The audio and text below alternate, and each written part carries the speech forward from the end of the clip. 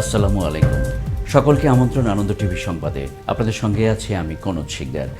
রাজধানীতে বিভিন্ন কাঁচা বাজারে চালের দাম কিছুটা কমেছে। সব ধরনের চালের দাম কেজিতে কমেছে 2 থেকে 3 টাকা। চাহিদা কমায় দাম কমেছে বলে মত খুচরা ব্যবসায়ীদের। বর্তমানে মিনিকেট ও নাজিরশাইল চাল বিক্রি হচ্ছে 52 থেকে 55 টাকা কেজি, যা গত সপ্তাহে ছিল 55 থেকে 58 টাকা কেজি। মাঝারি মানে চালের কেজি বিক্রি হচ্ছে 42 থেকে 44 টাকা, যা আগে ছিল 45 থেকে 48 টাকা। আর মোটা চালের কেজি বিক্রি হচ্ছে 36 থেকে 40 টাকা, যা আগে ছিল 38 থেকে 42 টাকা। সকালে রাজধানীতে উত্তরা দিয়াবাড়িতে ডিএমপির আঞ্চলিক পুলিশ লাইন্সে 200 শয্যা বিশিষ্ট ফোর্সেস ব্যারাক উদ্বোধন করেছেন আইজিপি ডক্টর বেনজির আহমেদ বিপিএম বার। উদ্বোধন অনুষ্ঠানে উপস্থিত ছিলেন DMP commissioner Shafiqul Islam BPM বার সহ পুলিশের ঊর্ধ্বতন কর্মকর্তাগণ।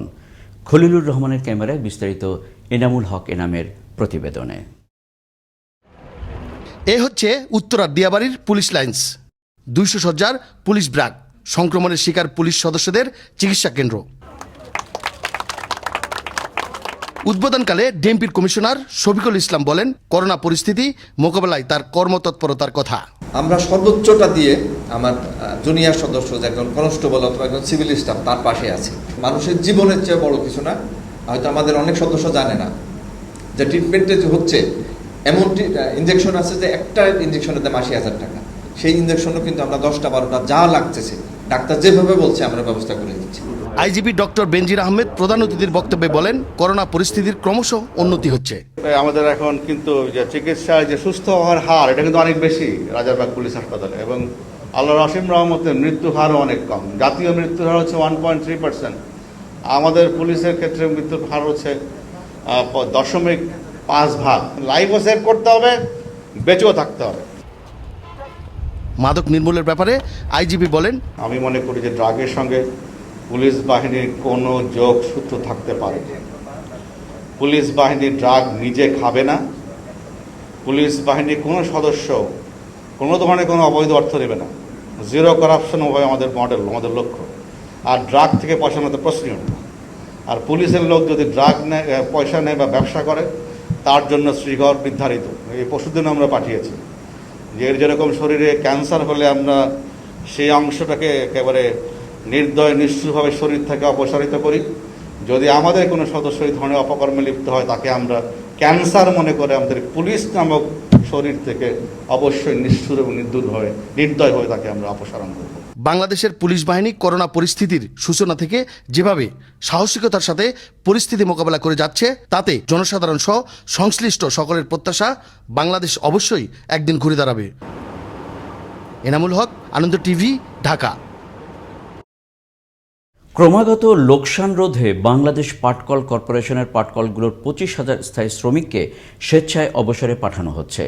পাওনা পরিশোধের পদ্ধতি সহ শ্রমিকদের অবসরের বিষয়টি কিছুদিনের মধ্যেই চূড়ান্ত করা হবে। পরবর্তী সময়ে সরকারি ব্যবস্থাপনায় আর এই পাটকলগুলো পরিচালিত হবে না। বেসরকারি ব্যবস্থাপনার আওতায় পরিচালিত হবে এই পাটকলগুলো। বগুড়ার শেরপুরের ঝাজর বিলনথার ঘাটে একটি ব্রিজ দীর্ঘদিনের দাবি থাকলেও ব্রিজটি নির্মাণ করা হয়নি আজও। কৃষি নির্ভর এই এলাকায় যাতায়াতের সুবিধার্থে একটি ব্রিজ নির্মাণের প্রত্যাশা নদীর দুপাড়ের 40টি গ্রামের বাসিন্দাদের। বগুড়া থেকে বাঁধন কর্মকার কৃষ্ণর প্রতিবেদনে বিস্তারিত। এই চিত্র বগুড়ার শেরপুর উপজেলার খামারখান্দি ইউনিয়নে প্রবাহিত বাঙালি নদীর। এভাবেই ভোগান্তি নিয়ে নদী পার হতে হয় এ অঞ্চলের বাসিন্দাদের। বর্ষাকালে নৌকা আর শুকনো মৌসুমে বাঁশের সাঁকোই তাদের একমাত্র ভরসা। তাই সঠিক সময়ে নদী পার হতে না পারলে বিপাকে পড়তে হয় শিক্ষক শিক্ষার্থী সহ অসুস্থ রোগীদের। গাড়ি ঘোড়া পার হওয়া মুশকিল হয়ে যায়, বাজার ঘাট করা মুশকিল হয়ে যায়। আমি প্রতিদিন এই নৌকা পার হয়ে স্কুলে যাই। একটা নৌকা মিস গেলে আমাদের অনেক সমস্যা হয়। আমাদের অফিস আদালত করতে অনেক সমস্যা, দেখা যায় ঘন্টার পর ঘন্টা দেরি করা লাগে। এদিকে জনসাধারণের দুর্ভোগ লাগবে দ্রুতই ব্রিজটি নির্মাণের পরিকল্পনার কথা জানালেন সংসদ সদস্য। ঝাজর ব্রিজের কাজ ইতিমধ্যে সরকার কর্তৃক একনেকের দ্বারা পাশ হয়েছে। এটা অল্প কিছুদিনের মধ্যে টেন্ডার হবে এবং ব্রিজের কাজ ইনশাআল্লাহ আরম্ভ হবে। দ্রুতই ব্রিজটি নির্মাণ করা হলে দূর হবে ভোগান্তি, তৈরি হবে যাতায়াতের সহজ পথ, এমনই প্রত্যাশা এলাকার সর্বস্তরের জনসাধারণের। বগুড়া থেকে বাঁধন কর্মকার কৃষ্ণ, আনন্দ টিভি। চুয়াডাঙ্গার দামুড়হুদা উপজেলার ঠাকুরপুর সীমান্তে দুই বাংলাদেশি গরু ব্যবসায়ীকে নির্মমভাবে নির্যাতনের অভিযোগ উঠেছে ভারতীয় সীমান্তরক্ষী বাহিনী বিএসএফ এর বিরুদ্ধে। শুক্রবার রাতে রক্তাক্ত অবস্থায় ওই দুই গরু ব্যবসায়ীকে উদ্ধার করে চুয়াডাঙ্গা সদর হাসপাতালে ভর্তি করা হয়। স্থানীয়রা জানান কদম আলী ও বাবু দুজন গরু পাচারের সাথে জড়িত। শুক্রবার রাতে গরু আনতে ঠাকুরপুর সীমান্তের ৮১ নম্বর মেইন পিলারের আশপাশ দিয়ে ভারতে প্রবেশ করার সময় তাদেরকে পিটিয়ে জখম করে বাংলাদেশের সীমানায় ফেলে রেখে যায় বিএসএফ সদস্যরা।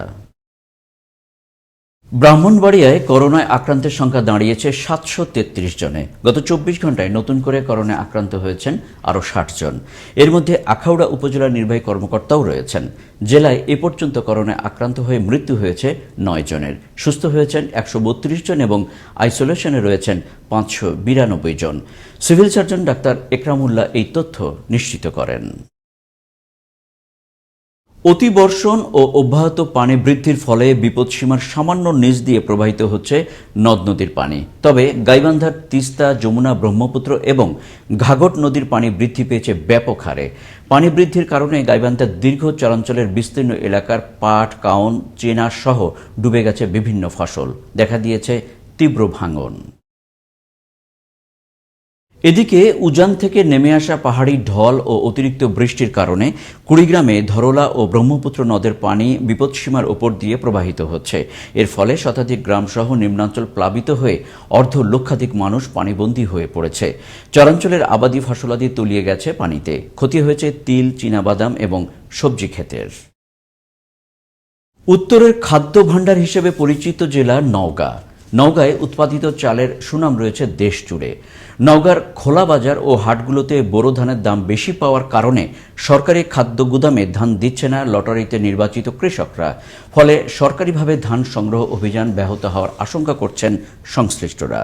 নওগাঁ থেকে কাজী কামাল হোসেনের পাঠানো তথ্য ও ভিডিও চিত্রে ডেস্ক রিপোর্ট। গত ২৬ এপ্রিল সারা দেশের ন্যায় নওগাঁতেও শুরু হয়েছে সরকারিভাবে বোরো ধান ও চাল সংগ্রহের অভিযান। চলবে আগামী ৩১ আগস্ট পর্যন্ত। ইতোমধ্যে জেলা ১০টি উপজেলা সরকারি গুদামে ধান দেওয়ার জন্য লটারির মাধ্যমে কৃষকদের নির্বাচন করে তাদের তালিকা প্রতিটি খাদ্য গুদামে ঝুলিয়ে দেওয়া হয়েছে। অপরদিকে সদর উপজেলায় অ্যাপের মাধ্যমে কৃষক নির্বাচন করা হয়েছে। কিন্তু চলতি বোরো মৌসুমে করোনা ভাইরাসের কারণে বাজারগুলোতে ধানের সরবরাহ কম থাকার জন্য ধানের দাম ভালো পাচ্ছেন কৃষকরা। তাই অধিকাংশ গুদামগুলোতে নেই ধান কেনার ব্যস্ততা, বিরাজ করছে শুনশান পরিবেশ। তাই চলতি বোরো মৌসুমে জেলায় সরকারিভাবে ধান ক্রয়ের বরাদ্দকৃত লক্ষ্যমাত্রা অর্জন নিয়ে দেখা দিয়েছে চরম আশঙ্কা। সরকারি খাদ্য গুদামে ধান দিতে গেলে ধানের টেম্পারিং এবং অন্যান্য বহুতভাবে একটু আমরা হয়রানির শিকার হই। সাধারণ কৃষক হিসাবে সেটা আমরা মেনে নিতে পারি না। আমরা হাটে ধান আনছি, খুব দাম পাচ্ছি, ১,০৬০-৭০ টাকা দাম বেচে কেনা হচ্ছে এবং বেচে কেনা ভালো হচ্ছে। আমরা খুশি, খুব খুশি। সংগ্রহ মূল্য থেকে বাজারে ধানের দাম বেশি থাকে কৃষকরা গুদামে ধান নিতে আগ্রহী হচ্ছে না বলে জানালেন এই কর্মকর্তা। বর্তমানে যে 11টি উপজেলায় যে কৃষক নির্বাচিত হয়েছে, আপনারা জানেন যে বর্তমানে কৃষক বাজারে ধানের মূল্য বেশি পাচ্ছে, কৃষকরা বাজারেও ধান বিক্রি করছে। আর আমরাও তাদেরকে গোডাউনে ধান দেওয়ার জন্য আগ্রহ সৃষ্টি করার জন্য তাদেরকে উদ্বুদ্ধ করছি এবং তাদেরকে মোটিভেশনের কাজ আমরা করছি। কৃষি বিভাগের মাধ্যমে এই কাজটা আমরা সম্পন্ন করছি। গুদামে ধান দেওয়ার শর্তগুলো কিছুটা শিথিল করে গুদামের প্রতি কৃষকদের আগ্রহী করার জন্য কৃষকদের মাঝে সচেতনতা বৃদ্ধি করা ও রাজনৈতিক সিন্ডিকেট ও দালালদের দৌরাত্ম্য বন্ধ করার জন্য সরকারের প্রতি আহ্বান সংশ্লিষ্ট পেশা ও সচেতন মহলের। মোস্তফা কামাল তোহা, আনন্দ টিভি, ন্যাশনাল ডেস্ক। করোনা রোগী বৃদ্ধি পাওয়ায় খুলনা মহানগরীর ২৪ ও ১৭ নম্বর ওয়ার্ড এবং রূপসা উপজেলার আইজগাতি ইউনিয়নকে লকডাউন ঘোষণা করেছে খুলনা জেলা প্রশাসন ও পুলিশ। শুক্রবার ২৪ ও ১৭ নম্বর ওয়ার্ডে লকডাউন করেন খুলনা মেট্রোপলিটন পুলিশের অতিরিক্ত পুলিশ কমিশনার সর্দার রকিবুল ইসলাম। খুলনা জেলার মোট করোনা রোগীর সংখ্যা ১,৪৪৩ জন। আমাদের স্বেচ্ছাসেবক বাহিনী গঠন করা হয়েছে এবং স্বেচ্ছাসেবক দল সেই কাজটি করবে। পাশাপাশি পুলিশ প্রশাসন, জেলা প্রশাসন, স্বাস্থ্য বিভাগ, সর্বোপরি আমাদের খুলনা সিটি কর্পোরেশন তথা মাননীয় মেয়র মহোদয়ের সার্বিক সহযোগিতায় আমরা এই লকডাউন প্রক্রিয়াকে সফল করতে যাচ্ছি। বিশ্বে ৩০০ প্রজাতির কচ্ছপের মধ্যে বাংলাদেশেই রয়েছে ২৬ প্রজাতির কচ্ছপ। এর মধ্যে বিলুপ্তপ্রায় বাটাগুর বাসৌকা প্রজাতির কচ্ছপ অন্যতম, যা আজ বিলুপ্তপ্রায়। আর এই কচ্ছপের সংরক্ষণ এবং বংশ বিস্তারের উদ্যোগ নিয়েছে বন বিভাগ। বাগেরহাট জেলা প্রতিনিধি শিহাবুদ্দিন রুবেলের পাঠানো ভিডিও চিত্রে আরও জানাচ্ছেন নয়নমণি। সুন্দরবন বিশ্বের একমাত্র ম্যানগ্রোভ বন। এই বনে রয়েছে নানান ধরনের পশু পাখি, জীবজন্তু। সুন্দরবনের করমজল একটি পর্যটন এলাকা। সুন্দরবনের করমজলে 2014 সালে কচ্ছপ প্রজনন শুরু হয়। পুরো বিশ্বে প্রায় 300 প্রজাতির কচ্ছপ রয়েছে। 300 প্রজাতির কচ্ছপের ভিতর আমাদের বাংলাদেশে রয়েছে 26 প্রজাতির কচ্ছপ। সুন্দরবনের করমজলে রয়েছে বাটাগুড় বাসকা প্রজাতির কচ্ছপ, যা 2014 সাল হতে ঈষৎ লবণযুক্ত পানির এলাকা সুন্দরবনের করমজলে প্রজনন কার্যক্রম চালু করা হয়। আর বর্তমানে করমজলে এই প্রজাতি 302টি বাটাগুড় বাসকা কচ্ছপ রয়েছে। করমজলের ভারপ্রাপ্ত কর্মকর্তা হাওলাদার আজাদ কবির জানান, সুন্দরবনে একসময় প্রচুর বাটাগুড় বাসকা ছিল, কিন্তু বর্তমানে আর কোথাও দেখা যায় না। কোথাও আছে কিনা তা খোঁজার জন্য 2017 সালে 2টি, 2018 সালে 5টি এবং 2019 সালে 5টি পুরুষ কচ্ছপ স্যাটেলাইট ট্রান্সমিটার অ্যান্টিনা সেট করে সুন্দরবনে অবমুক্ত করা হয়, কিন্তু আজ পর্যন্ত কোনো জোড়া পাওয়া যায়নি। তাতে ধারণা করা হচ্ছে সুন্দরবনে বাটাগুড় বাসকা প্রজাতির কচ্ছপ আর নেই। আমাদের কচ্ছপের প্রজনন এখানে খুব ভালো আছে। কচ্ছপ প্রজনন যদি আমরা এইভাবে প্রোগ্রেস করতে পারি, সুন্দরবনে ফিরে আবার নতুন করে সেই কচ্ছপের যে ব্যবস্থা এবং যে বাসস্থল, এটি আমরা উদ্ধার করতে সক্ষম হব। বিলুপ্ত প্রায় কচ্ছপ সহ যে কোনো প্রাণীর বংশ বিস্তার এবং সংরক্ষণের উদ্যোগ হতে পারে দেশের পর্যটন খাতকে আরো সমৃদ্ধ করার একটি যুগোপযোগী প্রয়াস। ভালো থাকুক প্রাণীকুল, ভালো রাখি আমাদের প্রাকৃতিক পরিবেশকে। নয়নমণি, আনন্দ টিভি, ন্যাশনাল ডেস্ক।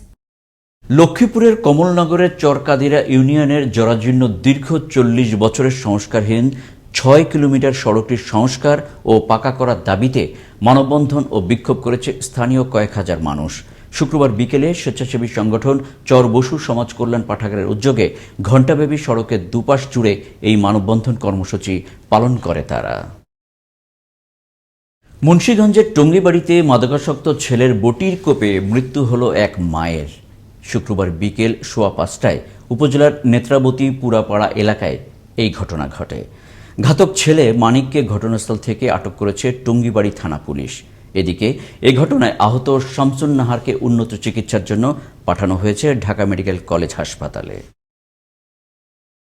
নাটোর শহরের কানাইখালী মহল্লার চৌধুরী পাড়ার বৃদ্ধা জাহানারা বেগম হত্যাকাণ্ডের রহস্য উন্মোচন করেছে পুলিশ। শনিবার দুপুরে পুলিশ সুপারের কার্যালয়ের সামনে আয়োজিত এক সংবাদ সম্মেলনে পুলিশ সুপার লিটন কুমার সাহা জানান, জাহানারা বেগমের অ্যান্ড্রয়েড ফোন চুরি করতে যায় সোহান। জাহানারা বেগম তাকে দেখে ফেললে তখন ভয়ে সে একটা চাকু দিয়ে জাহানারা বেগমকে হত্যা করে। এই ছিল এখনকার মতো। আনন্দ টিভির সংবাদ দেখুন প্রতিদিন বিকেল 5:30 এবং রাত 9:30। করোনা থেকে আপনি এবং আপনার পরিবারকে সুরক্ষিত রাখতে স্বাস্থ্যবিধি মেনে চলুন। আনন্দ টিভির সঙ্গে থাকার জন্য সকলকে ধন্যবাদ।